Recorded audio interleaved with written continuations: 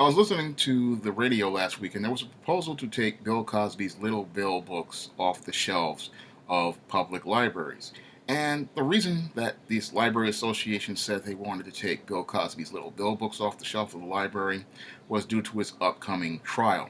Now, I listened to that proposed idea, and it's filled with hypocrisy because Bill Cosby's Little Bill books were pretty much not hurting anyone.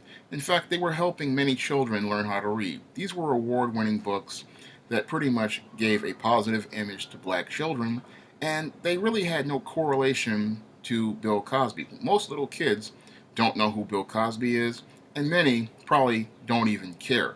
So taking the books off the shelf was not about protecting the children, quote unquote. It was about maligning the image of Bill Cosby and pretty much trying to smear his name even further. What makes this proposal truly hypocritical is the fact that you can go to that same public library and pick up any of Woody Allen's movies on DVD or pick up any of Woody Allen's books on DVD. And Woody Allen is a known pedophile. He molested his adopted daughter and his biological daughter, and most people will sit there and say they feel comfortable going to a Woody Allen movie, even though this man has done this, and they will go check out his movies and his books at a public library. And most librarians have no problem stalking Woody Allen, in spite of his history of pedophilia. The same thing with Roman Polanski, another filmmaker. Hollywood and most of the world has no problem putting their movies in the public libraries and pretty much checking them in and out. They have no problem watching those Roman Polanski movies, yet these same people will sit there and say, we need to take Bill Cosby's Little Bill books off the shelf because of an upcoming trial. That, again, is hypocrisy when you look at it. The Bill Cosby books are bad because of the trial, yet these guys who are known pedophiles are on the shelves of many public libraries across the country. Moreover, we look at the recent presidential election, and many public libraries have many of Donald Trump's books on the shelf. And President Trump pretty much said on an Access Hollywood open hot mic that you could pretty much grab women by their vaginas. And his books are on every library shelf, ready to be checked out. And many people who are Trump supporters will fight for the right to get those Donald Trump books on the shelf of those libraries because they think about the First Amendment and free speech. And the First Amendment pretty much applies here to Bill Cosby. Bill Cosby's books are protected free speech, and most libraries should stock them no matter what. Because, again, Bill Cosby is innocent until proven guilty. And under the law, those books don't need to be taken down due to a trial, and they shouldn't even be taken down after a conviction because, as we see, Woody Allen has his books still up, books and DVDs still on the shelf. Roman Polanski still has his books and DVDs on the shelf, and Donald Trump's book is still on the shelf even after he said you could grab women by their vaginas, and he got 60% of the white female vote.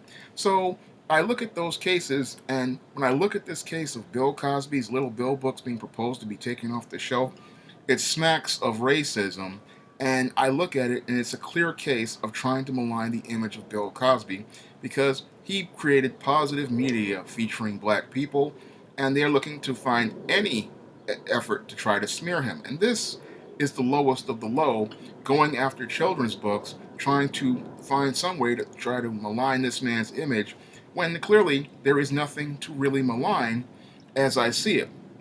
When I look at these cases with Bill Cosby, again, the court is still innocent until proven guilty, and it's just a plan to smear him in the court of public opinion, and it's a desperate one at that. I mean, this is like a Hail Mary, as I see it, a desperate attempt to try to ruin the name of Bill Cosby, when most people are looking at this whole Bill Cosby scenario, and they're saying to themselves, this clearly doesn't look like what the media is trying to tell me it is.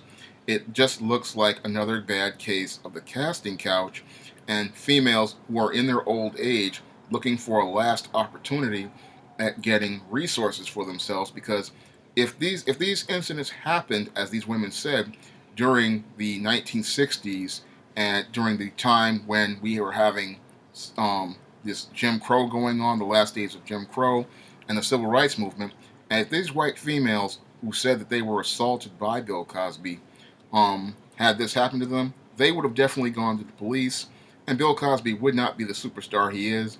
He'd be in jail right now because that's how things pretty much ran in those times. So when you look at this whole case of trying to say these little bill books are bad, you have to look at it from the panoramic perspective. And from that panoramic perspective, we see another attempt to try to smear Bill Cosby's name and try to make him out to be a villain when, yes, he did do wrong by cheating on his wife. Yes, he did wrong by participating in the Hollywood casting couch. Yes, he did wrong with those smarts. But I don't see where that I see where that was immoral, but I did not see where he did anything illegal.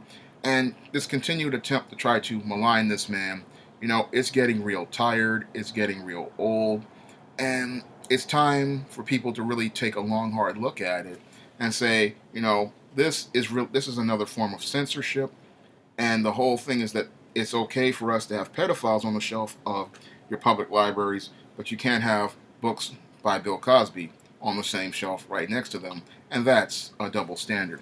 That's all I have to say for this video. You can comment, rate, and subscribe.